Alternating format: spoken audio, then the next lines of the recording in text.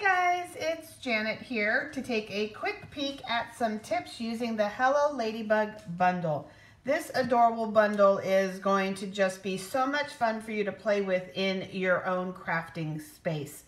I'm going to go a little bit fast just because I have low power and I need to recharge for the whole afternoon. So you've got your builder punch that has the body of the ladybug and the wings. In addition, you've got stamps that create the dots for the wings. You've got a beautiful leaf, some fun flowers, another flower, and then some great greetings, and a ladybug that you can do in 2 parts. So you can have a little bit of fun dressing your little ladybug up. So let's take a look at just some practical tips with working with the ladybug punch. In this case, I'm simply going to go ahead and put the whole thing in because I'll just reverse the papers on both sides. But if I just wanted to catch an edge, say for instance just the wings, I can catch just an edge. The same thing with the body by working in just corners of my paper and what I'm working on. So you're going to have your body. One of the things that's fun to do with your wings is to add a little dimension. The blade tool on your U-Pick tool makes a great curling tool. You're just going to hold on to your wings and you're going to give it a little pull, and that curls it down. You can also kind of come back up if you want. You got to be gentle. If you do too much, you can get a pull. You can kind of pull the wings back around, and then you're going to be able to have 3-dimensional wings just like that. If you want your wings to stay raised like that, you can go ahead and put a dimensional underneath, and they will go ahead and they will stay raised for you. When you're playing with the ladybugs, I encourage you to think outside the box and think about some of the really fun different things that you can be doing with these ladybugs. So here it's just all sparkly. In this case, I did work with that marbled paper and we have some pink ladybugs. They don't always have to be traditional. Playing a little bit more, we've got some done to go on the Valentine's paper, cut out of that Valentine's paper. So we can add that to a Valentine's. We have one that's all glammed up with its gold foil, having a little bit of fun. We also have one that is kind of just all 60s retro psychedelic, playing with the rainbow paper. So you can have a little bit of fun that way. Something else that you can do is, let's go ahead and we're going to curl this just a little bit.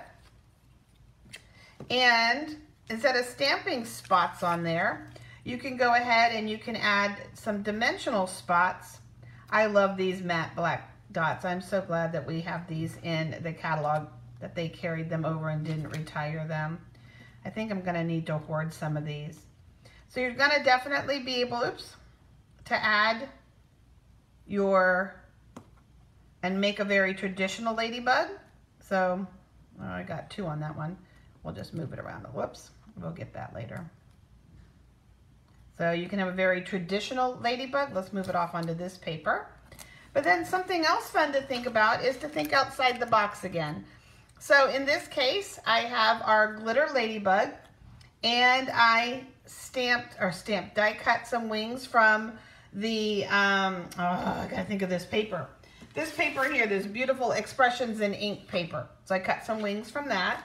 And the reason why I chose those colors is to match these faux sea glass shapes. So, and then just going ahead and we're just gonna add some random faux glass. So we've got like a little sea fairy ladybug happening here. So again, thinking outside the box, excuse me guys, it's going to really extend the versatility of the products that you invest in, and it's really going to extend the value of the products that you choose to invest in. And you can just go ahead and add some more, but you can see where that's going to be a whole lot of fun. One more thing, I don't know who originated this idea, so I don't know who to give credit to, but you can use the petals of the ladybug to create a flower. I'm just going to lay these down on a circle for now. And overlapping where the V is, you're just going to start to work them around. And playing with that nice marble paper again. You can use all kinds of paper for this. but just layering these. And how big you make your flower, how tight, how many layers you could come in here and kind of start to layer in is going to be up to you. And then when you're all done, you're just going to add a circle to it. So you're going to be able to create a flower with it. So let's take a look at 3 cards that are almost finished. They need greetings. But again, playing with that non-traditional ladybug. There's our beautiful tulip paper. This is the ombre glimmer paper, which is perfect. It perfectly has an ombre that matches this. We were able to pull these colors in and the red, and look at that. Isn't that gorgeous? We stamped the big leaf as opposed to a circle or a die cut, cut it out, and we'll be adding our greeting. I'm back to my Abstract Beauty designer paper, which is where the dots came from.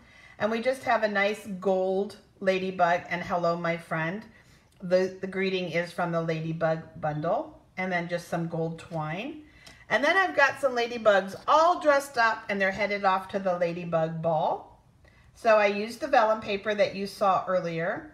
The only downside to vellum is that I can't put a dimensional up under the wings to kind of keep them puffed up, just because it would show through. I can put dimensionals under any one of these to keep them puffed up after I curl them.